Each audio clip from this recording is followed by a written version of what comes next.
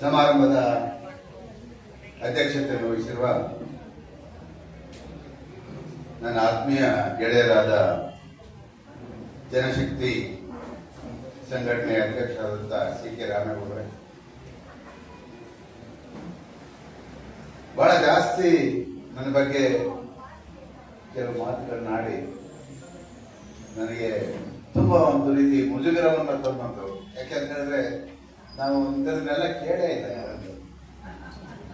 ಎಲ್ಲ ವಿಚಾರಗಳನ್ನ ತಿಳ್ಕೊಂಡು ನನ್ನ ಬಗ್ಗೆ ಮಾತನಾಡುವಂತ ಹಿರಿಯರಾದಂಥ ಶ್ರೀ ಸಿದ್ದರಾಮಯ್ಯನವರೇ,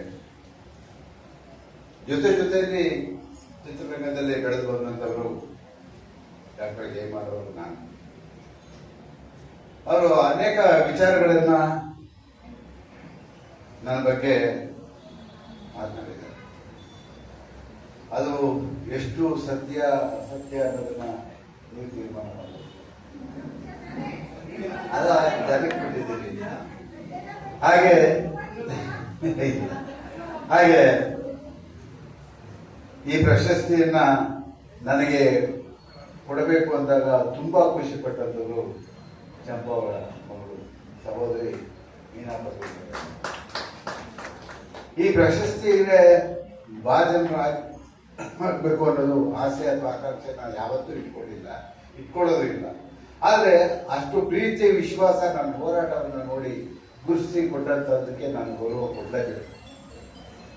ಅಂತ ಕೆಲಸ ಮಾಡಿದಂತ ಈ ಸಂಸ್ಥೆಯ ಅಧ್ಯಕ್ಷರಾದಂಥ ಶಂಕರ್ ಗುಗಾರ್ ಅವರೇ, ನಾನು ಇಲ್ಲಿ ನೋಡ್ತಾ ಇದ್ದೀನಿ ಎಲ್ಲ ನನ್ನ ಹಳೆಯ ಹೋರಾಟಗಾರರ. ನಾನು ಇಲ್ಲಿಗೆ ಬಂದಾಗ ಸರ್ ಒಂದು ಮಾತು, ದಯವಿಟ್ಟು ಎದ್ದಿಟ್ಕೊಳ್ಳಿ. ನೀವು ಯಾರು ವಿಲೇಟ್ ಆಕ್ಸನ್ ಅವರು ಒಂದು ಮಾತು ಹೇಳಿದ್ರು, 37 ವರ್ಷದಿಂದ 35 ವರ್ಷದಿಂದ ಲಕ್ಷಾಂತರ ಜನ ಕಟ್ಕೊಂಡು ಬಂದು ಅಚ್ಚುಗಾಲಿ ಕಾರ್ಖಾನೆ ಮುಂದೆ ಹೋರಾಟ ಮಾಡಿದಂತ ಸಂದರ್ಭದಲ್ಲಿ ಇವತ್ತು 100ಕ್ಕೆ 75 ಭಾಗ ನಿಮ್ಮಿಂದ ನಾವು ಕನ್ನಡಿಗರಲ್ಲಿ ಕೆಲಸದಲ್ಲಿ ಎಷ್ಟು ಖುಷಿ ಆಗುತ್ತೆ. ಈ ರಾಜ್ಯದ ಮುಖ್ಯಮಂತ್ರಿ ಪಟ್ಟ ಕೊಟ್ಟಿದ್ರು ನನಗೆ ಖುಷಿ ಆಗ್ತಿತ್ತು. ನನ್ಗೆ ಅಷ್ಟು ಖುಷಿ ಆಯ್ತು ಅವ್ರು ಹೇಳ್ತಾರೆ. ಅದನ್ನ ನೆನೆಸ್ಕೊಡ್ರಲ್ಲ, ಇವಾಗ ನೆನೆಸ್ಕೊಂಡ್ರೆ ಬಹಳ ವಿರಳ. ಅಂಥದ್ರಲ್ಲಿ ಅದನ್ನ ನೆನೆಸ್ಕೊಂಡ್ರಲ್ಲ ನಮ್ಗೆ ಎಷ್ಟು ಖುಷಿ ಆಯ್ತು ಅಂತ ಹೇಳಿದ್ರೆ ನನ್ನ ಹೋರಾಟಕ್ಕೆ ಒಂದು ಸಾರ್ಥಕತೆ ಕಂಡುಕೊಂಡೆ ಅಂತ ಹೇಳ್ತಾರೆ. ಆ ಒಂದು ವಿಶ್ವಾಸವನ್ನ ಇಟ್ಕೊಂಡು ಅದನ್ನೇ ನಾನು ಇಲ್ಲಿವರೆಗೂ ನಾನು ಮಾಡ್ಕೊಂಡು ಬಂದಿದ್ದೀನಿ. ಎಲ್ಲರೂ ಕೂಡ ನನ್ನ ಬಗ್ಗೆ ಬಹಳ ನೆಚ್ಚಿನ ಮಾತುಗಳು ಆಡಿದ್ದಾರೆ. ಅವರೆಲ್ಲರಿಗೂ ನಾನು ಕೃತಜ್ಞನಾಗಿದ್ದೀನಿ. ಬಹುಶಃ ಇವತ್ತೇನೇ ಆಗಿದ್ರು, ನಾನೇನೇ ಆಗಿದ್ರು, ಅಥವಾ ನಾನು ಏನೇ ಪುರಸ್ಕಾರ ಸಿಕ್ಕಿದ್ರು, ನಾನೆಲ್ಲವನ್ನ ನಾನು ಯಾವತ್ತೂ ಹೇಳಿದ್ದೀನಿ, ಇವತ್ತು ಹೇಳ್ತಾ ಇದ್ದೀನಿ. ಆ ಎಲ್ಲ ಪುರಸ್ಕಾರಗಳನ್ನ ನನ್ನ ಆದರ್ಶ ದೈವ ಡಾಕ್ಟರ್ ರಾಜ್ಕುಮಾರ್ ಅವರು, ಯಾಕಂದ್ರೆ ಅವರಿಲ್ಲ ಅಂದ್ರೆ ನಾನಿಲ್ಲ. ಅದೊಂದು ಶಕ್ತಿ. ಆ ಶಕ್ತಿಯ ಹೆಸರನ್ನ ಹೇಳ್ಕೊಂಡು ಒಳ್ಳೆ ಕೆಲಸ ಮಾಡಬೇಕು ಅನ್ನೋದೇ ನನ್ನ ಉದ್ದೇಶ. ಅದಾಗಿತ್ತು. ಯಾಕಂತ ಹೇಳಿದ್ರೆ ಎಲ್ಲೋ ಒಂದ್ ಕಡೆ ಒಂದು ಕಪ್ಪು ಚುಕ್ಕೆ ಬಂದ್ರೆ ಹೋರಾಟಕ್ಕೆ ಅದು ರಾಜ್ಕುಮಾರ್ ಬರುತ್ತೆ, ನೇರವಾಗಿ ಹೇಳ್ತಾರೆ. ಇದೆಲ್ಲವೂ ನಮ್ಗೆ ಗೊತ್ತು. ಭಾಷಣಾತ್ಮ ಇಲ್ಲೇ ಇದ್ದಾರೆ, ಹತ್ತರಿಂದ ಹೋರಾಟಗಳನ್ನ ಕಂಡಂತವರು ಬಹಳಷ್ಟು ಜನ, ನನ್ನ ಹೋರಾಟವನ್ನ ಕಂಡಂತವರು ಎಲ್ಲರೂ ಇದ್ದೀರ. ಆದ್ರೆ ನಾನು ನನ್ನ ಹೋರಾಟದಲ್ಲಿ ಯಾವತ್ತೂ ಒಂದು ಕಪ್ಪು ಚುಕ್ಕೆ ನನ್ನ ಸಂಘಕ್ಕೆ ತಗೊಂಡಿಲ್ಲ. ಇವತ್ತಿಗೂ ಕೂಡ ನಾನು ಹಾಗೆ ಬದುಕ್ತಾ ಇದ್ದೀನಿ. ಅದರಲ್ಲಿ ನೆಮ್ಮದಿ ಕಾಣ್ತಾ ಇದ್ದೀನಿ, ಸುಖ ಕಾಣ್ತಾ ಇದ್ದೀನಿ. ಇಡೀ ಕನ್ನಡದ ಒಂದು ಏನು ಹೇಳಬೇಕು ಅಂತ ಗೊತ್ತಾಗ್ತಾ ಇಲ್ಲ. ಯಾರು ಎಂತೆಂಥ ಸಾಹಿತಿಗಳೆಲ್ಲ ಏನೇನೋ ಮಾಡಬಹುದು, ಅವರ ಹೆಸರು ಹೇಳಿ ಇವತ್ತು ಕನ್ನಡದ ಹೋರಾಟವನ್ನು ಮಾಡಿಕೊಂಡು ನಾನು ನಿಷ್ಠಾವಂತ ಹೋರಾಟವನ್ನು ಮಾಡಿಕೊಂಡು ಬದುಕ್ತಾ ಇದ್ದೀನಿ ಅನ್ನೋದು ನನಗೆ ಒಂದು ರೀತಿಯ ಹೆಮ್ಮೆ ಇದೆ. ನಾನು ಯಾವತ್ತೂ ಈ ಒಂದು ಪ್ರಶಸ್ತಿ ಅಥವಾ ಪುರಸ್ಕಾರ ಮತ್ತೊಂದಕ್ಕೆ ನಾನು ಯಾವತ್ತೂ ಬೇಡಿಕೆ ಇಟ್ಟೋನು ಅಲ್ಲ, ಅದನ್ನ ಬಯಸ್ತೋನು ಅಲ್ಲ. ಅದಕ್ಕೆ ಬೇಕಾದಷ್ಟು ಉದಾಹರಣೆ ಹೇಳ್ತಾರೆ. ನನಗೆ ರಾಜ್ಯೋತ್ಸವ ಪ್ರಶಸ್ತಿ ಆಯ್ಕೆ ಆದಂತ ಸಂದರ್ಭದಲ್ಲಿ ಅವತ್ತು ಹಾಲಂಬಿಯವರು, ಶ್ರೀಮತಿ ಕನ್ನಡ ಸಂಸ್ಕೃತಿ ಇಲಾಖೆಯ ಉಮಾಶ್ರೀಯವರು ಬಹಳಷ್ಟು ಜನ ಸದಸ್ಯರಿದ್ದು ಅವರೆಲ್ಲರೂ ಹೇಳಿದ್ರು, ನಿಮ್ಮ ವಿಷಯ ಚರ್ಚೆ ಆಯಿತು, ನಿಮಗೆ ಕೊಡಬೇಕು ಅಂತ ಆಯಿತು. ಆದರೆ ಎಲ್ಲರೂ ಹೇಳಿದ್ರು ನಿಮ್ಗೆ ಇನ್ನೂ 60 ವರ್ಷ ಆಗಿಲ್ಲ. ಯಾಕೆಂತ ಹೇಳಿದ್ರೆ ರಾಜ್ಯೋತ್ಸವ ಪ್ರಶಸ್ತಿ ತಗೋಬೇಕಾಗಿದ್ರೆ 60 ವರ್ಷ ದಾಟಿರ್ಬೇಕು. ನಿಮ್ಗೆ 60 ವರ್ಷ ಆಗಿಲ್ಲ ಅಂತ ಅವರೆಲ್ಲ ವಾದ ಮಾಡಿದ್ದಾರೆ. ಯಾವುದೋ ಸಂದರ್ಭದಲ್ಲಿ ನಮ್ಮ ಉಮಾಶ್ರೀಯವರು ನನಗೆ ಸಿದ್ಧಾಂತ ಸಂದರ್ಭದಲ್ಲಿ, ಅಣ್ಣ ನಿಮ್ಗೆ ವಯಸ್ಸೆಷ್ಟು? ನನಗೆ 65 ಅಂದ್ರೆ ಎಲ್ಲ 60 ಆಗಿಲ್ಲ ಅಂದ್ಬಿಟ್ರಲ್ಲ ಅಣ್ಣ, ನಿಮ್ಗೆ ನಿಮ್ ಪ್ರಶಸ್ತಿ ಬಂದಿತ್ತು 60 ಆಗಿಲ್ಲ ಅಂತ ಹೇಳಿದ್ರು. ಭಗವಂತ ಹಂಗೆ ನನಗೆ ಕೊಡ್ಲಿ, ಆರೋಗ್ಯ ಕೊಡ್ಲಿ ಅಂತ ಹೇಳಿದ್ರೆ ಅದು ಮುಂದಿನ ದಿನಗಳಲ್ಲಿ ಬಂತು. ಅದಾದ್ಮೇಲೆ ಇನ್ನೊಂದು ಅದನ್ನು ಹೇಳಲೇಬೇಕು. ನನಗೆ ಇವತ್ತು ಏನು ಜಯಮಾಲ್ ಅವರಿಗೆ ಮೇಡಮ್ಗೆ 21ನೇ ಸಾಲಿನ ಡಾಕ್ಟರ್ ರಾಜ್ಕುಮಾರ್ ಪ್ರಶಸ್ತಿಯನ್ನು ಕೊಟ್ಟಿದ್ದಾರೆ, ಜೀವಮಾನ ಪ್ರಶಸ್ತಿಯನ್ನು. ಅದೇ ರೀತಿ 22ನೇ ಸಾಲಿನ ಪ್ರಶಸ್ತಿಯನ್ನ ಸಾರ್ವಜನಿಕರಿಗೆ ಕೊಟ್ಟಿದ್ದಾರೆ. ಈ ಪ್ರಶಸ್ತಿ ನನಗೆ 8 ವರ್ಷದ ಹಿಂದೆನೆ ಬಂತು. 8 ವರ್ಷದ ಹಿಂದೆನೆ ಬಂದಂತ ಸಂದರ್ಭದಲ್ಲಿ ಇದನ್ನು ಪತ್ರಿಕೆಯಲ್ಲಿ ಬರಲಿಲ್ಲ. ಆಗ ಆ ಒಂದು ವಾರ್ತಾ ಇಲಾಖೆ ಆಯುಕ್ತರು ಶಿವಕುಮಾರ್ ಅವರು ನನಗೆ ದೂರವಾಣಿ ಮಾಡಿ, ನಿಮ್ಗೆ ಈ ಪ್ರಶಸ್ತಿ ಬಂದಿದೆ, ದಯವಿಟ್ಟು ನಾನು ನಿಮ್ಮ ಹತ್ರ ಒಂದು 2 ನಿಮಿಷ ಮಾತಾಡಬೇಕು, ಎಲ್ಲಿದ್ದೀರಾ ಅಂತ ಕೇಳಿ. ಬೇಡ, ನಾನು ನಂದೇ ಕಳ್ಸ್ಕೊಡಲ್ಲ, ನೀವು ಎಲ್ಲಿದ್ದೀರ ಹೇಳಿ, ನಾನು ಬರ್ತೀನಿ ಅಂತ ಹೋದೆ. ಏನೋ ಅಪ್ಪಿತಪ್ಪಿ ಏನೋ ಆಗಿದೆ, ನಿಮ್ಗಿನ್ನ ಒಬ್ಬರು ಹಿರಿಯರಿದ್ದಾರೆ, ಅವರಿಗೆ ಈ ಪ್ರಶಸ್ತಿ ಕೊಡ್ಬೋದಾ, ನೀವು ಒಪ್ಕೊಂಡ್ರೆ? ಯಾರು ಹೇಳಿ ಸರ್? ಎಂತ ಮಹಾನ್ ವ್ಯಕ್ತಿ ಹೆಸರು ಹೇಳಿದ್ರೆ ರಾಜನ್ ನಾಗೇಂದ್ರ, ಸಂಗೀತ ನಿರ್ದೇಶಕರಾದಂತ ರಾಜನ್ ನಾಗೇಂದ್ರ ಅವರ ಹೆಸರು ಹೇಳಿ, ಅವರು ಸ್ವಲ್ಪ ಹಿರಿಯರಿದ್ದಾರೆ, ಏನ್ ಮಾಡೋಣ, ದಯಮಾಡಿ ಕೊಡಿ ಸರ್. ಯಾಕೆಂತ ಹೇಳಿದ್ರೆ ಆ ಪ್ರಶಸ್ತಿ ನನಗೆ ಬರಬೇಕು ಅಂತ ಇದ್ರೆ ಯಾವತ್ತೋ ಬರುತ್ತೆ, ಯಾವತ್ತೋ ಬರುತ್ತೆ. ಇಲ್ಲ, ಮುಂದಿನ ವರ್ಷನೇ ನಿಮ್ಗೆ ಅದು ಈ ವರ್ಷ ಏನ್ ಅವರಿಗೆ ಕೊಡಿ ಅಂತ. ಯಾಕೆಂತ ಹೇಳಿದ್ರೆ ನಾವು ರಾಜ್ಕುಮಾರ್ ಅವರ ಆದರ್ಶಗಳನ್ನ ಪಾಲನೆ ಮಾಡಬೇಕು. ಪ್ರಶಸ್ತಿ ಹಿಂದೆ ಹೋಗೋದು. ಬಹಳಷ್ಟು ಜನ ನನಗೆ ಹೇಳಿದ್ರು, ರಮೇಶ್ ಅವರು ಅಧ್ಯಕ್ಷರಾದಂತಹ ಸಂದರ್ಭದಲ್ಲಿ, ಅವರು ಸರ್ಕಾರದಲ್ಲಿ ಇದ್ದಂತ ಸಂದರ್ಭದಲ್ಲಿ, ರಮೇಶ್ ಅವರು ಅಧ್ಯಕ್ಷ ಆಗಿದ್ದಾರೆ, ನೀವು ರಾಜ್ಯೋತ್ಸವ ಪ್ರಶಸ್ತಿಗೆ ನೀವೊಂದು ಬಯೋಡೇಟಾ ಕೊಡಿ, ಅವರಿಗೆ ಕೊಟ್ಬಿಡ್ತಾರೆ ಅಂತ ನಾನು ಹೇಳಿದೆ. ಅದಕ್ಕೋಸ್ಕರ ನಾನು ಹೋರಾಟ ಮಾಡಿಲ್ಲ, ಆ ಪ್ರಶಸ್ತಿಗೋಸ್ಕರ ಯಾವತ್ತೂ ನಾನು ಹೋರಾಟ ಮಾಡಿಲ್ಲ. ನಾನು ಒಬ್ಬ ಮನೆ ಬಾಗಿಲು ಹೋಗಿ ನಿಂತ್ಕೊಂಡು ಕೈಗೊಡ್ಡಿ ಪ್ರಶಸ್ತಿಯನ್ನ ಕೇಳೋದಿಲ್ಲ. ಅದಾಗಿ ಬಂದಾಗ ತಿರಸ್ಕಾರ ಮಾಡಲ್ಲ ಅಂತ ಹೇಳ್ಬಿಟ್ಟು ಹೇಳಿದೆ. ಅದನ್ನು ಒಪ್ಕೊಳ್ಳಿಲ್ಲ. ಯಾಕೆಂತ ಹೇಳಿದ್ರೆ ನಾವು ಆದರ್ಶಗಳನ್ನ ಪಾಲಿಸ್ಕೊಂಡಿದ್ದೀವಿ. ರಾಜ್ಕುಮಾರ್ ಸಂಘಟನೆಯನ್ನ ಮಾಡೋದು ಅಷ್ಟು ಸುಲಭದ ಮಾತಲ್ಲ. ಎಲ್ಲೋ ಏನೋ ಒಂದ್ ಕಡೆ ಏನೋ ಒಂದು ಆಗುತ್ತೆ ಅಂತ ಹೇಳಿದ್ರೆ ಅದು ನೇರವಾಗಿ ರಾಜ್ಕುಮಾರ್ 9,600 ಸಂಘಟನೆಗಳನ್ನ 9,600 ಸಂಘಟನೆ ಇಡೀ ಭಾರತೀಯ ಚಿತ್ರರಂಗದಲ್ಲಿ ಯಾವ ವ್ಯಕ್ತಿಗೂ ಕೂಡ ಅಷ್ಟೊಂದು ಅಭಿಮಾನಿಗಳ ಸಂಘ ಇಲ್ಲ, ಅದು ರಾಜ್ಕುಮಾರ್. ಯಾಕೆಂತ ಹೇಳಿದ್ರೆ ವ್ಯಕ್ತಿ ಅಂತ ವ್ಯಕ್ತಿತ್ವ. ರಾಜ್ಕುಮಾರ್ ಅಂದ್ರೆ ಒಂದು ಶಕ್ತಿ. ಅವರ 206 ಚಿತ್ರಗಳನ್ನ ನೋಡಿ ನೀವು. 206 ಚಿತ್ರಗಳಲ್ಲಿ ಸಂಪೂರ್ಣವಾಗಿ ಸಂಸಾರಸ್ಥರು ಕೂತ್ಕೊಂಡು ಆ ಚಿತ್ರವನ್ನ ನೋಡ್ಬೇಕು. ಕೆಲವರು ಮಕ್ಕಳು ಸಿನಿಮಾಗೆ ಹೋಗ್ತೀನಿ ಅಂತ ಯಾರು ತಂದೆ ತಾಯಿ ಹೇಳಿದ್ರೆ ಬೈತಿದ್ರು ಸರ್, ಆಗಿನ ಕಾಲಕ್ಕೆ ಯಾವ ಸಿನಿಮಾಗೆ ಹೋಗ್ತಾ ಇದ್ದೀರಾ ಅಂತ ಹೇಳಿದ್ರು. ಹೋಗಿ ರಾಜ್ಕುಮಾರ್ ಸಿನಿಮಾ ನೋಡಿ ಅಂತ ಪುಣ್ಯಾತ್ಮ ಇವರು. ಒಂದು ಗೋಕಾಕ್ ಚಳವಳಿ ನಾನು ನೆನೆಸ್ಕೊತೀನಿ, ಅವ್ರ ಮಗನಿಗೆ ಕೂತಿದ್ದಾರೆ. ಯಾಕೆಂತ ಹೇಳಿದ್ರೆ ಸರ್, 2 ಹುಲಿಗಳು ಸರ್ ಸಾಹಿತ್ಯ ಕ್ಷೇತ್ರದಲ್ಲಿ ನಾನು 2 ಹುಲಿಗಳನ್ನ ನೋಡ್ತೇನೆ. ಒಂದು ಚಂಪ, ಒಂದು ಪಾಟೀಲ್ ಬಂದು ಅವ್ರು ಬಹಳಷ್ಟು ತಿಂಗಳಾಗಟ್ಟೆ ಹೋರಾಟ ಮಾಡ್ತಿದ್ದಾರೆ ಸರ್. ನಿಮ್ಗೆ ಗೊತ್ತು ಅಪ್ಪ, ಇದೀಗ ಎಲ್ರಿಗೂ ಗೊತ್ತು. ಆ ಗೋಕಾಕ್ ಕೊಡಲು ಜಾರಿ ಆಗ್ಬೇಕು ಅಂತ ಹೇಳ್ಬಿಟ್ಟು ತಿಂಗಳಾಗಟ್ಟೆ ಹೋರಾಟ ಮಾಡ್ತಾರೆ. ಸರ್ಕಾರ ಕ್ಯಾರೆ ಅನ್ನೋದು, ಸರ್ಕಾರ ಕ್ಯಾರೆ ಅನ್ನಲ್ಲ. ಆಗ ಅವ್ರಿಗೆ ಕಣ್ಣು ಕಾಣಿಸಿದ್ರು ರಾಜ್ಕುಮಾರ್. ಇಲ್ಲೆಲ್ಲ ಪತ್ರಿಕಾ ಹೇಳಿಕೆಗಳನ್ನು ಕೊಡ್ತಾರೆ. ಈ ಒಂದು ಹೋರಾಟಕ್ಕೆ ರಾಜ್ಕುಮಾರ್ ಬರಬೇಕು ಅಂತ ಹೇಳ್ಬಿಟ್ಟು ಕರೆ ಕೊಡ್ತಾರೆ. ನಾನು ಪ್ರತಿ ಜಯಮಾಲ್ ಅವರು ಗೊತ್ತಿದ್ದೆ, ಪ್ರತಿ ವಾರಕ್ಕೆ 15 ದಿವಸಕ್ಕೆ ಒಂದ್ಸಾರಿ ನಾನು ಮದ್ರಾಸ್ ಹೋಗ್ತಾ ಇದ್ದೆ. ಮದ್ರಾಸ್ ಹೋಗುವಂತ ಸಂದರ್ಭದಲ್ಲಿ ನಾನು ರಾಜ್ಕುಮಾರ್ ಅವರಿಗೆ ಹೋದಾಗೆಲ್ಲ ನಾನು ವಾರಕ್ಕೊಂದ್ಸರಿ ಹೋದ್ರೆ ವಾರದ ಪೂರ್ತಿ ಪತ್ರಿಕೆ, ಪ್ರಜಾವಾಣಿ, ಟೈಮ್ಸ್ ಕರ್ನಾಟಕ, ಏನೇನಿದೆ ಎಲ್ಲ ಪತ್ರಿಕೆಗಳು, ಜೊತೆಗೆ ಸುಧಾ, ಪ್ರಜಾಮತ, ಕರ್ಮವೀರ, ಈ ಎಲ್ಲ ಪತ್ರಿಕೆಗಳನ್ನ ನಾನು ಬಂಡು ಕಟ್ಕೊಂಡು ತಗೊಂಡು ಹೋಗ್ತಾರೆ ಅವ್ರಿಗೆ. ಅದನ್ನ ತಗೊಂಡು ಅವ್ರು ಓದೋರು ಸಾಕು.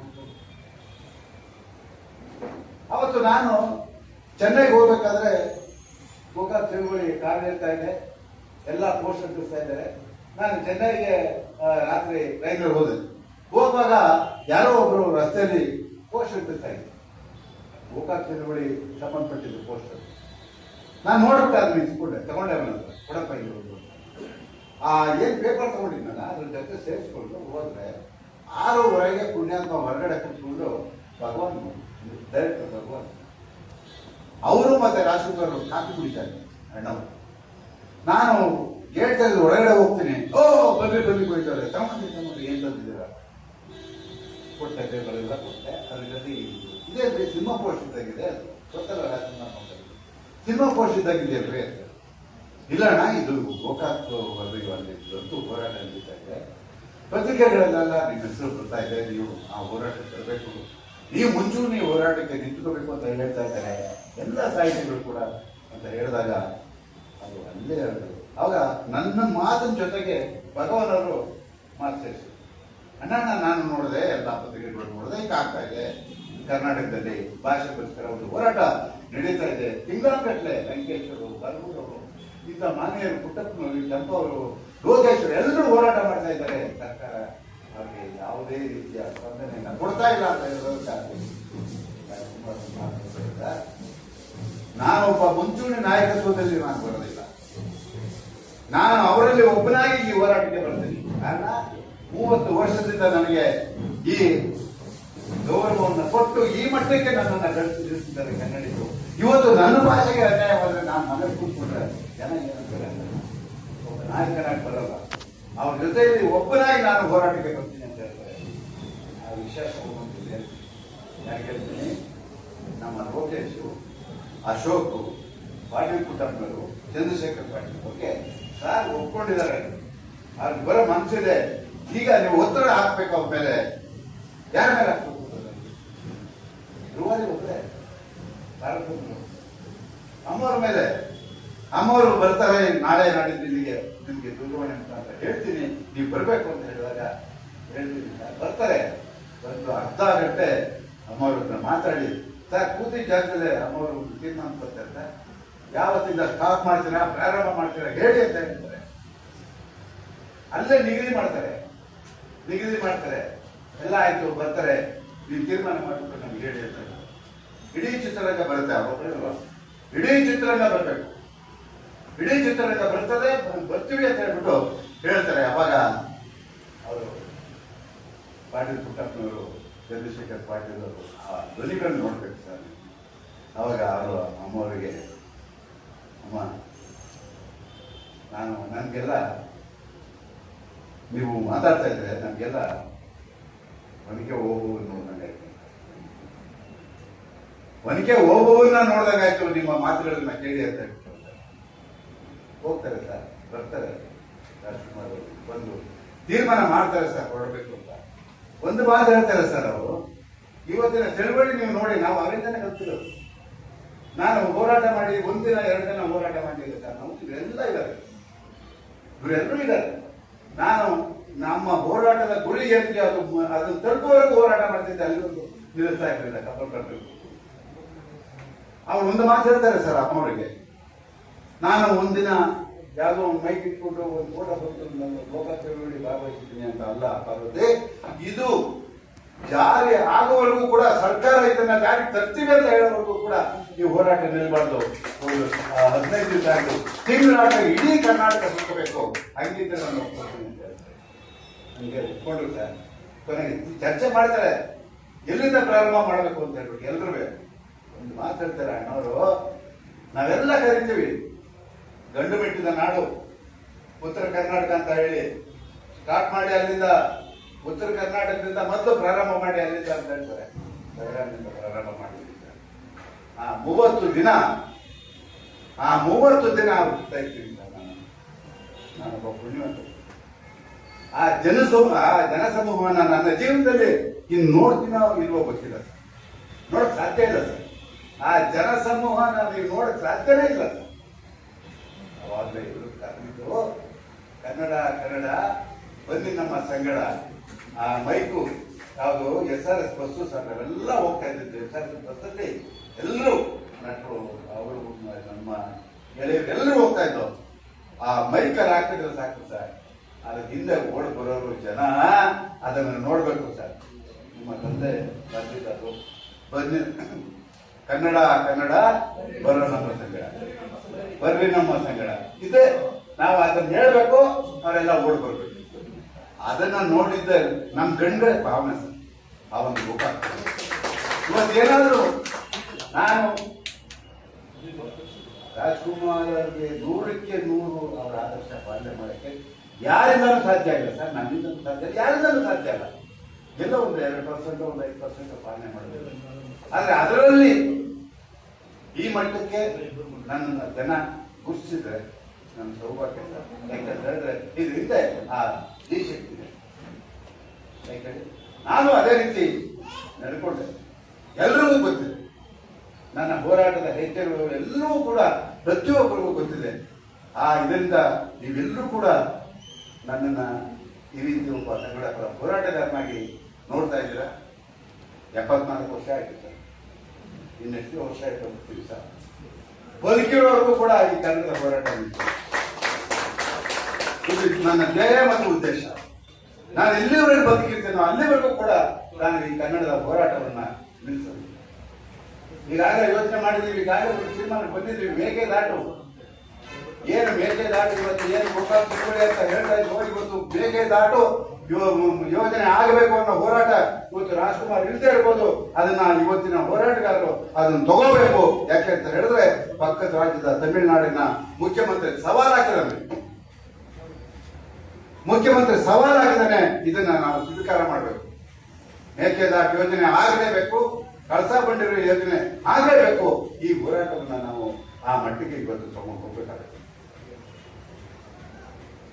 ಅವ್ರಿಗೆ ತಲೆ ಕೆಡಿಸಿದ್ದಾರೆ. ಅವರು ಅಲ್ಲಿ ಅಣೆಕಟ್ಟು ಕಟ್ಬಿಟ್ಟು ಈ ವ್ಯವಸಾಯ ಮಾಡ್ಕೊಳ್ಳೋಕೆ ನೀರು ಉಪಯೋಗಿಸ್ತಾರೆ. ಗೊತ್ತಿಲ್ಲ, ನಾವು ಬರೀ ಅದನ್ನ ಕುಡಿಯೋದಕ್ಕೆ ಉಪಯೋಗಿಸ್ತಾ ಇದ್ದೀವಿ. ಅಂತಾರಾಷ್ಟ್ರೀಯ ಮಟ್ಟದಲ್ಲಿ ಕುಡಿಯೋ ನೀರಿಗೆ ಯಾರು ಅಡ್ಡ ಹಾಕ್ಬಾರ್ದು ಸರ್. ಅದು ನಿಯಮನೇ ಇದೆ. ಆ ನಿಯಮ ಏನಿದೆ ಅದನ್ನ ಇವರಿಗೆ ತಪ್ಪಾಗಿ ಅರ್ಥೈಸ್ತಿದ್ದಾರೆ. ಇವರು ವ್ಯವಸಾಯಕ್ಕೆ ಉಪಯೋಗಿಸ್ತಾ ಇದ್ದಾರೆ. ಹೀಗೆಲ್ಲ ಈ ನ್ಯಾಯದಲ್ಲಿ ಆಗ್ತಾ ಇದೆ. ಯಾಕಂದ್ರೆ ನಾನು ಇಷ್ಟೇ ಹೇಳುದು, ನನಗೆ ಮಾತಾಡುವಾಗ ಸುಮ್ಮನೆ ಇರಲಿಲ್ಲ, ಮಾತಾಡ್ಬೋದು. ಜಯಮಾಲ್ ಅವರು ಮೇಡಮ್ 3 ಮಕ್ಕಳನ್ನ ಕಟ್ಕೊಂಡು 98ರಲ್ಲಿ ನನ್ನ ಶ್ರೀಮತಿ ನಿಧನರಾದ ಸಂದರ್ಭದಲ್ಲಿ 4ನೇ ದಿನಕ್ಕೆ ನಾನು ಕನ್ನಡ ಹೋರಾಡ್ತಾ ಇದ್ದೆ. 4ನೇ ದಿನ ಟೌನ್ ಹಾಲ್ನಲ್ಲಿ ಬಹಳ ದೊಡ್ಡ ಒಂದು ಸಭೆ. ಸಾಶಿ ಮುರಳಯ್ಯನವರು, ಡಾಕ್ಟರ್ ಚಿದಾನಂದ ಮೂರ್ತಿಯವರು, ನಾವೆಲ್ಲ ವೇದಿಕೆ ಮೇಲೆ ಇರ್ತೀವಿ. ಸಾಶಿ ಮುರಳಯ್ಯನವರು ಮಾತಾಡ್ತಾರೆ. ಸಾರಾ ಗೋವಿಂದ ಅವರ ಶ್ರೀಮತಿ ತೀರ್ಪು 4 ದಿನ ಆಗಿದೆ. ಕನ್ನಡದ ಬಗ್ಗೆ, ಈ ನಾಡಿನ ಬಗ್ಗೆ, ಭಾಷೆ ಬಗ್ಗೆ ಅವ್ರಿಗೇನು ಕಾಳಜಿ ಇದೆ, 4ನೇ ದಿನದಲ್ಲಿ ಬಂದು ಈ ಹೋರಾಟದಲ್ಲಿ ಕೂತಿದ್ದಾರಲ್ಲ ಅಂತ ಅವರು ಒಂದು ನಿಮಿಷ ಮೌನವಾಗಿಬಿಡ್ತಾರೆ. ಅವತ್ತೇ ನಾನು ತೀರ್ಮಾನ ಮಾಡಿದೆ, ಓಹೋ ನನ್ನ ಹೋರಾಟ ನಿಲ್ಲಬಾರದು, ಇದು ನಿರಂತರವಾಗಿರ್ಬೇಕು ಅಂತ ಹೇಳ್ಬಿಟ್ಟು ಅವತ್ತು ನಾನು ತೀರ್ಮಾನ ತಗೊಂಡು, ನನಗೆ ನನ್ನ ಮಕ್ಕಳೇ ಮುಖ್ಯ, ನನಗೆ ಇನ್ಯಾವ ಸುಖ ಸಂತೋಷವಿಲ್ಲ, ಯಾವುದೇ ಸುಖ ಸಂತೋಷ ಕಂಡ್ರು ಆ ಕನ್ನಡದ ಹೋರಾಟದಲ್ಲೇ ನಾನು ಕಾಣ್ತೀನಿ ಅನ್ನೋ ತೀರ್ಮಾನಕ್ಕೆ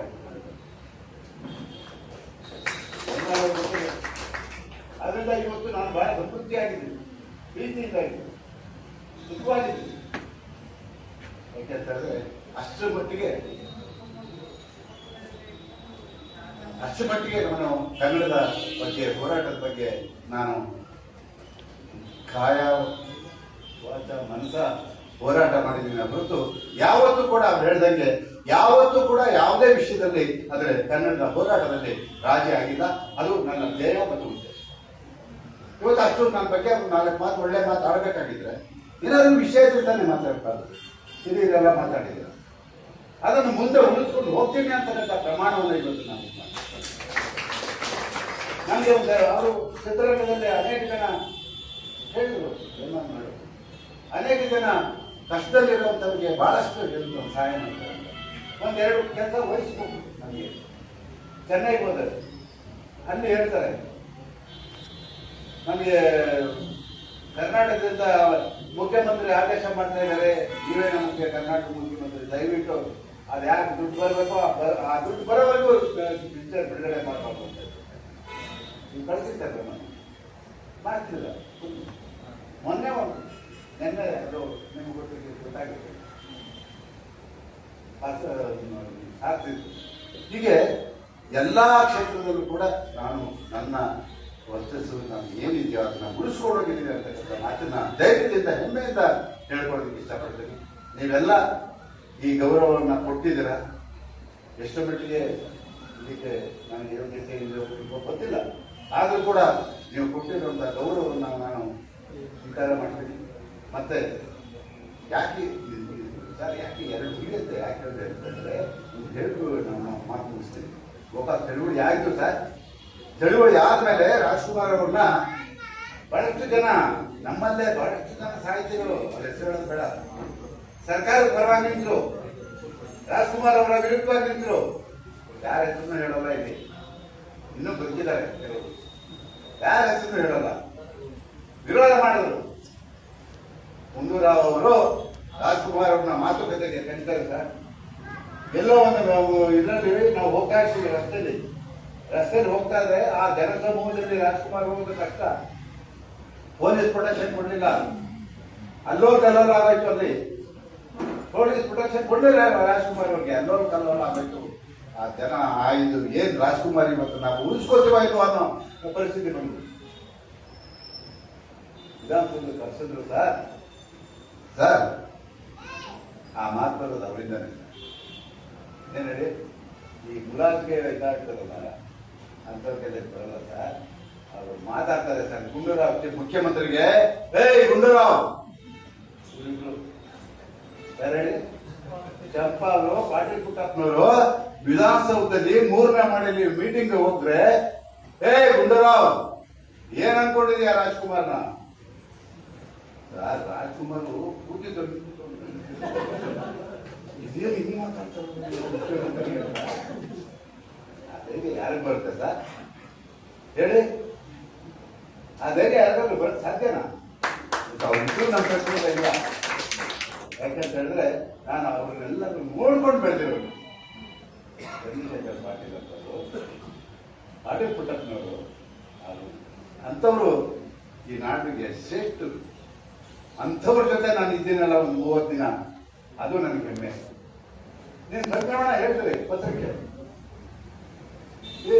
ಅವ್ರು ಯಾರ ನಾನು ಗೊತ್ತಿದ್ದಂಗೆ ಸಂಕ್ರಮಣಕ್ಕೆ ದಯವಿಟ್ಟು ಇದೆಲ್ಲರೂ ಯಾರಾದರೂ ನೀವು ಚಂದದಾರಾಗಿ 1 ವರ್ಷ ತಗೊಳ್ಳಿ, 2 ವರ್ಷ ತಗೊಳ್ಳಿ, ಯಾರಾದ್ರೂ ವಿನೀತಿಯಿಂದ ಕೇಳಿದ್ದಾರೆ. ಸಂಕ್ರಮಣ ಪತ್ರಿಕೆ ಬರ್ತಾ ಇದೆ, ನೀನು ಅಜೀವ ಸದಸ್ಯ ನನಗೇನೆ, ನಾನೇ ಇದ್ದೀನಲ್ಲ, ಏನ್ ಹೋಯ್ತು ಇನ್ನೂ ತಗೊಂಡಿಲ್ವಾ ಸಂಕ್ರಮಣ ತಗೋ. ಅಯ್ಯೋ ನಾನು ಬೈಬಿಟ್ಟು ಅಲ್ಲೇ ಬರ್ಬಿಟ್ಟು ಇನ್ನೇನಾಗುತ್ತೋ ಅಂತ ಹೇಳ್ಬಿಟ್ಟು ಅದು ಆ ಧೈರ್ಯ ಅಷ್ಟೇ ಯಾರು ಬರುತ್ತದೆ. ಇವಾಗ ಸ್ವಲ್ಪ ಬಂದ್ರೆ ನಮ್ಮ ಸಿದ್ದರಾಮಯ್ಯನವ್ರಿಗೆ, ಬರೂರವ್ರಿಗೆ, ಇದ್ದವ್ರಿಗೆ ಕೆಲವ್ರಿಗೆಲ್ಲ ಬರುತ್ತೆ. ಎಲ್ರಿಗೂ ಸಾಧ್ಯ ಇಲ್ಲ. ಯಾಕಂತಂದ್ರೆ ಬೇರೆಯವರಿಗೆಲ್ಲ ಬೇರೆ ಆಲೋಚನೆಗಳಿರ್ತವೆ, ನಮ್ಗೆ ಯಾವ ಆಲೋಚನೆಯೂ ಇಲ್ಲ, ಆಸೆನೂ ಇಲ್ಲ. ಹಾಗಾಗಿ ಇವತ್ತಿನ ಈ ಕಾರ್ಯಕ್ರಮದಲ್ಲಿ ಚಿಕ್ಕದಾಗಿ ಚೊಕ್ಕಟವಾಗಿ ಎಷ್ಟು ಚೆನ್ನಾಗಿ ಮಾಡಿದ್ದಾರೆ ಅಂತ ಹೇಳಿದ್ರೆ, ನಿಮ್ಮ ಹಾಡಿಗೆ ಸ್ವಲ್ಪ ಅಡಚಣೆ ಆಗಿದೆ, ದಯವಿಟ್ಟು ಬಂದು ನಿಮ್ಮನ್ನು ಕರ್ಕೊಂಡು ಮನೆಯಲ್ಲೇ ಆಡಿಸ್ತೀವಿ. ಮನೇಲೆ ಆಡಿಸ್ತೀವಿ. ಯಾಕಂದ್ರೆ ಸಮಯದ ಅಭಾವ ಇರೋದ್ರಿಂದ. ಹಾಗಾಗಿ ಮತ್ತೊಮ್ಮೆ ಈ ಪ್ರಶಸ್ತಿಯನ್ನ ಹಂಚ್ಕೊಂಡವರು ವಿಶೇಷವಾಗಿ ನಾನಿವತ್ತು ನೆನೆಸ್ಕೊಳ್ಳೋದು, ನನಗೆ 83ರಿಂದ ಯಾವ ಸಂಘಟನೆಯನ್ನು ಮಾಡೋದು ಅವತ್ತಿಂದ ನನ್ನ ಜೊತೆ ಸಂಘಟಿಸುವ ನನ್ನ ಜನ ಇದ್ದಾರಲ್ಲ, ಬಹಳಷ್ಟು ಜನ ಬಂದಿದ್ದಾರೆ. ಇಲ್ಲಿ ಇವನಪ್ಪ ಈ ಸೀನಿಯರ್ ವಿಷಯ ಹೇಳ್ಬಾರ್ದು. ಹಾ, ಬಹಳಷ್ಟು ಜನ ಅಂದ್ರೆ ಡಿ ಕೆ ರಾಜು ಇದ್ದಾರೆ, ಮಂಜು ಇದ್ದಾರೆ, ಎಲ್ಲರೂ ಚಾಮರಾಜಪೇಟೆ ರಾಜು, ಚಲಪತಿ, ಯಾರ್ಯಾರ ಹೆಸರು ಹೇಳಿ ಎಲ್ಲಾ ಮುಖಗಳು ಕಾಣಿಸ್ತಾ ಇದೆ ಅಂತ ಅವತ್ತಿನ ಹೋರಾಟದಲ್ಲಿ. ಅವತ್ತಿನ ಆ ವಿಲಂಡ್ ಆಕ್ಷನ್ ಆಗಿರ್ಬೋದು, BHL ಫ್ಯಾಕ್ಟ್ರಿ ಸರ್, BHL ಫ್ಯಾಕ್ಟ್ರಿಗೆ ಯಾರಾದ್ರೂ ಬೀಗ ಹಾಕೋದು ನೋಡಿದ್ರೆ ಸರ್, BHL ಫ್ಯಾಕ್ಟ್ರಿಗೆ ಬೀಗ ಹಾಕೋದು. ಇನ್ನೊಂದು ರಾಜ್ಕುಮಾರ್ ಅಭಿಮಾನಿ ಸಂಘಕ್ಕೆ ಒಂದು ಧೈರ್ಯ ಏನಿತ್ತು ಅಂತ ಹೇಳಿದ್ರೆ ನಮ್ಮ ಹೋರಾಟದ ಹೆಚ್ಚು ಶಕ್ತಿ ಇತ್ತು. ಬೆಳಗಾವಿನಲ್ಲಿ ಒಂದು ಘಟನೆ ನಡೆಯುತ್ತಿಲ್ಲ. ಎಲ್ಲಾ ಕನ್ನಡ ಶಾಲೆಗಳಿಗೆ ಬೆಂಕಿ ಹಾಕ್ತಾರೆ, ಕುಡಿಯೋ ನೀರಿಗೆ ವಿಷ ಹಾಕ್ತಾರೆ, ಪೊಲೀಸರಿಗೆ ಬೆಂಕಿ ಇಡ್ತಾರೆ. ಆ ಸಂದರ್ಭದಲ್ಲಿ ಇಲ್ಲಿಂದ ಬಹಳಷ್ಟು ಜನ ಬಹಳಷ್ಟು ಜನ ಹೋರಾಟಗಾರರು, ವಾಟಾಳ್ ನಾಗರಾಜ್ ಇರ್ಬೋದು, ಜೀನಾರಾಯಣ ಕುಂಬಾರ್ ಇರ್ಬೋದು, ಪ್ರಭಾಕರ್ ರೆಡ್ಡಿ ಅವರು ಅಂತವ್ರು ಇರ್ಬೋದು, ಎಲ್ಲರೂ ಹೋಗ್ತಾರೆ ಸರ್ ಬೆಳಗಾವಿಗೆ ಪ್ರವೇಶ ಕೊಡಲ್ಲ ಸರ್. ಕಿತ್ತೂರು ಬಾರ್ಡರಿಂದ ಹೊರಗಡೆ ಕಳಿಸ್ತಾರೆ, ಅವ್ರನ್ನ ಅರೆಸ್ಟ್ ಮಾಡಿ ವಾಪಸ್ ಬೆಂಗಳೂರು ಕಳಿಸ್ತಾರೆ. ಯಾರು ಹೋಗೋಕ್ಕಾಗಲ್ಲ. ನಾನು ಪತ್ರಿಕೆಗೆ ಅಡ್ವರ್ಟೈಸ್ಮೆಂಟ್ ಕೊಡ್ತೀನಿ ಸರ್, ಇಷ್ಟು ಗಂಟೆಗೆ ಇಷ್ಟು ಟೈಮ್ಗೆ ಕಿತ್ತೂರು ರಾಣಿ ಚೆನ್ನಮ್ಮ ಸರ್ಕಲ್ ಅಲ್ಲಿ ಸಾರಾಗ ಹೋಗಿದ್ದು ಕನ್ನಡದ ಧ್ವಜ ಇಟ್ಕೊಂಡು ನಗರಸಭೆಗೆ ಪ್ರತಿಭಟನೆ ನುಗ್ತೀವಿ ಅಂತ ಹೇಳ್ಬಿಟ್ಟು ಸಾವಿರಾರು ಜನ ಕಾರ್ಯಕರ್ತರು ಬಂದಿರ್ತಾರೆ, ಎಲ್ಲ ಸರಿಯಾಗಿರ್ತಾರೆ. ನಾನು ಅವರಿಗೆ ಪೊಲೀಸ್ SP ಯಾವುದೇ ಕಾರಣದಲ್ಲೂ ನಾನು ಬೆಳಗಾವಿ ಪ್ರವೇಶ ಮಾಡೋದಕ್ಕೆ ಸಾರಾಗೋಳಿದವರಿಗೆ ಬಿಡೋದಿಲ್ಲ ಅಂತ ಹೇಳ್ಬಿಟ್ಟು ಪತ್ರಿಕೆ ಹೇಳಿಕೆ ಕೊಡ್ತಾರೆ. ನಾನು ಪತ್ರಿಕೆ ಅಡ್ವರ್ಟೈಸ್ಮೆಂಟ್ ಕೊಡ್ತೀನಿ. ಅಡ್ವರ್ಟೈಸ್ಮೆಂಟ್ ಕೊಟ್ಟು ಇಷ್ಟು ಗಂಟೆಗೆ ಬಂದೇ ಬರ್ತೀನಿ, ಅಲ್ಲಿಗೆ ನಮ್ಮ ಸಂಘಟನೆ ಅಲ್ಲಿರುತ್ತೆ, ಬೆಳಗಾವಿ ಪ್ರವೇಶ ಮಾಡೇ ಮಾಡ್ತೀನಿ ಅಂತ ಹೇಳ್ಬಿಟ್ಟು ನಾನು ಕೊಡ್ತೀನಿ ಸರ್. ಎಲ್ರಿಗೂ ಗೊತ್ತಿದೆ. ಆ ಸಂದರ್ಭದಲ್ಲಿ ನಾನು ಬೆಂಗಳೂರಿಂದ ಹೊರಟು ಸುಮಾರು 8 ಕಾರ್ನ ಬದಲಾವಣೆ ಮಾಡಿ ನಾನು ಧಾರವಾಡಕ್ಕೆ ಹೋಗ್ತೀನಿ. ಧಾರವಾಡಕ್ಕೆ ಎಲ್ಲಿ ಹೋಗ್ತೀನಿ? ಇವ್ರ ಮನೆಗೆ ಹೋಗ್ತೀನಿ. ರಾತ್ರಿ 2 ಗಂಟೆನೋ 2:30 ಗಂಟೆನೋ ಇವ್ರ ಮನೆಗೆ ಹೋಗಿ ಕೆಂಪವನ್ನೇ ಎಬ್ಬರಿಸ್ತೀನಿ. ಸರ್ ಹಿಂಗೆ ಬಂದಿದ್ದೀನಿ, ಹೋಗ್ಬೇಕು ನಾನು. ರೈತರು ಏನು ಇಷ್ಟೊಂದು ಇದಾಗಿ ನೀವು ನಡ್ಕೊಬೇಕು, ಎಲ್ಲರೂ ಕಳಿಸ್ತಾ ಇದ್ದಾರೆ. ಗೋವಿಂದವ್ರಿಗೆ ಇದು ಬೇಡ, ದಯವಿಟ್ಟು ನನ್ನ ಮಾತು ಕೇಳಿ ಅಂತ ಹೇಳಿದ್ರು. ಆಯ್ತು ಸರ್, ಬಂದು ಅಲ್ಲಿಂದ ಹೋಗಿ ಅದು ಹೆಂಗೆ ಹೋದೆ ಹೆಂಗೆ ಬಂದೆ ಅದು ಇನ್ನೊಂದ್ಸರಿ ಹೇಳ್ತೀನಿ ಸರ್. ಬೆಳಗ್ಗೆ ಆ ಗಂಟೆಗೆ ಹೋದೆ, ಅಲ್ಲಿ ಆ ಒಂದು ಇದು ನೋಡಿದೆ. ಆದರೆ ಪೊಲೀಸ್ನವರು ಸರ್ ನನಗೆ ಕೊಟ್ಟಂತ ಸಹಕಾರ ಬೇರೆ ಯಾರು ಕೊಟ್ಟಿಲ್ಲ ಸರ್. ಪೊಲೀಸ್ನವರು ನಾನು ನೋಡ್ತಾ ಇದ್ದಾರೆ. ನಾನು ಟಿವಿಗೆ ಮತ್ತೆ ಶಿವಶಂಕರ್ ಎಲ್ಲರೂ ಹೋಗ್ತಾ ಇದ್ದೀವಿ ಸರ್. ನಾನು ನೋಡ್ಬಿಟ್ಟು ಸಾರಾಗೋಗಿದ್ದಾರೆ, ಅವರೇ ಅಂತ ತೋರಿಸ್ತಾರೆ. ಯಾರು ಹೋಗ್ತಿರ್ತಾರೆ, ಯಾಕಂದ್ರೆ ಅವ್ರಿಗೂ ಗೊತ್ತು ಇವ್ರು ಮಾತಾಡೋ ದಬ್ಬಾಳಿಕೆ ಎಲ್ಲಿ ಎಷ್ಟು ನೋಡಿ. ಅಲ್ಲಿ ಹೋಗಿ ಆ ಹೋರಾಟ ಮಾಡಿದೆ. ಇದನ್ನೆಲ್ಲ ಯಾಕೆ ಹೇಳ್ತೀನಿ ಅಂತ ಹೇಳಿದ್ರೆ, ಮುಂದಿನ ಪೀಳಿಗೆಗೆ ಇವೆಲ್ಲ ಅರ್ಥ ಆಯ್ತು. ಇವತ್ತಿನ ಹೋರಾಟ ನೋಡ್ತಾ ಇದ್ದೀರಾ ನೀವು. ನಾನು ಎಷ್ಟು ಪ್ರಸ್ತಾಪ ಮಾಡಕ್ ಹೋಗಲ್ಲ. ಅವರವ್ರದೇ ಶೈಲಿ, ಅವರವ್ರದೇ ರೀತಿಯಲ್ಲಿ ಹೋರಾಟ ಮಾಡ್ತಾ ಇದ್ದಾರೆ. ಆ ಗಂಡಸೆ ಗೌರವವನ್ನು ಉಳಿಸ್ಕೊಳ್ಳಿ ಅಂತಕ್ಕಂಥ ಮಾತನ್ನು ಹೇಳ್ತಾ ಇದ್ದೀನಿ ಅಷ್ಟೇ, ಬೇರೆ ಇನ್ನೇನು ನಾನು ಹೇಳ್ತಾ ಇದ್ದೀನಿ. ಯಾಕೆಂತಂದ್ರೆ ಅದಕ್ಕೆ ಒಂದು ಗೌರವ ಸ್ಥಾನ ಇದೆ. ಆ ಚಳುವಳಿಗೆ ಒಂದು ಇತಿಹಾಸ ಇದೆ. ಬೇರೆ ಬೇರೆಯವರಿಂದ ನಾವೆಲ್ಲ ನೋವು ಕಲ್ತಿರೋದು ಆ ಹೋರಾಟಗಳು. ಹಾಗಾಗಿ ಆ ಹೋರಾಟ ನಿರಂತರವಾಗಿ ಅದು ನಿಷ್ಠೆಯಿಂದ ಆ ಹೋರಾಟ ಇರಬೇಕು ಅನ್ನೋದು ನನ್ನ ಉದ್ದೇಶ. ಅದು ಹೇಳ್ತಾ ಇವತ್ತಿನ ಈ ಒಂದು ಸಮಾರಂಭವನ್ನು ಏರ್ಪಡಿಸಿ ನಮಗೆ ಈ ಗೌರವವನ್ನು ಕೊಟ್ಟಂಥವ್ರು, ನನ್ನ ಬಗ್ಗೆ ನಾನು ಮಾತಾಡಿದಂಥವ್ರಿಗೆ ಎಲ್ಲರೂ ಕೂಡ ನಾನು